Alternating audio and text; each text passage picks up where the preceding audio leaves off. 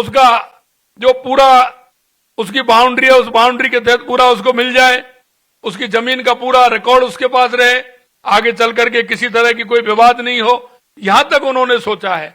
और इस बात को तो वही सोच सकता है जिन्होंने वहां नीचे तक देखा हुआ है, जो नीचे अनुभव कर रहा है हमारे गरीब और किसान के बारे में, वही इसको सोच सकता है। इन पट्टों से ग्रामीण क्षेत्र में रहने वाले लोगों को अनेक फायदे मिल रहे हैं। डिजिटल के रूप में मान संपत्ति अभिलेखों को स्थानीय सुशासन को मजबूती मिल रही है और ग्राम पंचायत विकास योजना को प्रोत्साहन मिल रहा है। इन संपत्ति कार्डों ने ग्रामीण परिवारों को उनकी संपत्ति का कानूनी अधिकार प्रदान कर उनके लिए ऋण लेना आसान बना दिया है, जिससे ग्रामीण नागरिक सशक्त हो रहे हैं। आपने देखा होगा, आपके पास कितना भी बाड़ा है, कितना भी आपके पास जमीन है, कितना भी मकान है, लेकिन उस मकान के लेकर के अगर हम कहते थे तो हमारे को लोन भी नहीं मिलता था, किसी प्रकार का ऋण नहीं मिलता था। लेकिन मैं आपको कहना चाहता हूं, आज उससे ऋण भी मिलेगा और आगे आपकी संपत्ति का उसमें आंकलन भी होगा और उसके हिसाब से आप अपना जो काम करना चाहें उसको भी कर सकते हैं। ये बहुत बड़ा फायदा हमारे किसान और मजदूरों को मिलने वाला है। संपत्ति के कानून स्वामित्व से महिलाओं की वित्तीय एवं सामाजिक सुरक्षा में बढ़ोतरी हो रही है। सटीक संपत्ति मानचित्र से ग्रामीण क्षेत्रों में संपत्ति से संबंधित विवादों में काफी कमी आ रही है। इस तरह यह योजना बेहतर सुशासन, वित्तीय समावेशन, महिला सशक्तिकरण और विवादों के समाधान में अत्यंत मददगार साबित हो रहा है। प्रदेश में स्वामित्व योजना के तहत 36,352 सर्वेक्षण योग्य ग्रामों में से अब तक 35,955 ग्रामों को ड्रोन सर्वेक्षण पूरा किया जा चुका है।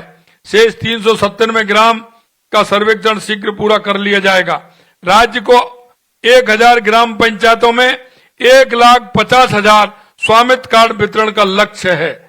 हमने 1,50,000 से अधिक कार्ड तैयार कर लिए हैं, जिनके वितरण का काम आज शुरू हो जाएगा। देश के यशस्वी प्रधानमंत्री नरेंद्र मोदी जी आज उसकी शुरुआत करेंगे। हम ये सुनिश्चित कर रहे हैं कि प्रदेश के हर गांव तक यह योजना पहुंचे, कोई भी ग्रामवासी इस योजना के लाभ से वंचित नहीं रहे। और आपसे मैं कहना चाहता हूं, आपका कोई भी हमारा ऐसा व्यक्ति है जो किसी कारण से इससे वंचित रहे, वो वंचित किसी भी कीमत पर उसको वंचित नहीं रहना है, सबको इसका लाभ मिलना है।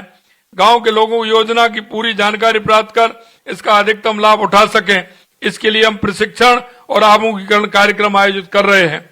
इन कार्यक्रमों में ग्राम पंचायत के अधिकारियों, पटवारियों, अन्य स्थानीय कर्मचारियों को भी शामिल किया गया है, ताकि वे इस योजना की क्रियान्वित के सक्रिय रूप से भाग लें, सुनिश्चित करें कि लाभार्थियों को सही समय पर उनका अधिकार मिले। पट्टों और प्रॉपर्टी पार्सल की ई पंचायत के माध्यम से इंदराज किया जा रहा है, जिससे ग्राम पंचायतों में अभिलेख सुरक्षित रहेंगे और प्रशासनिक कार्यों में भी पारदर्शिता आएगी। हमारा कोई रिकॉर्ड नहीं होता था, ग्राम पंचायत में देखते थे 10, 20, 25 साल वाला कोई ऐसी व्यवस्था नहीं होती थी। हमें इस रिकॉर्ड को भी अनुसंधान करके उस रिकॉर्ड को भी उसमें रखेंगे, उसकी पूरी व्यवस्था करेंगे, जिससे कभी भी अपने रिकॉर्ड को हमारा ग्राम पंचायत में जो रहने वाले हमारे व्यक्ति हैं कभी भी उसको निकाल सकते हैं।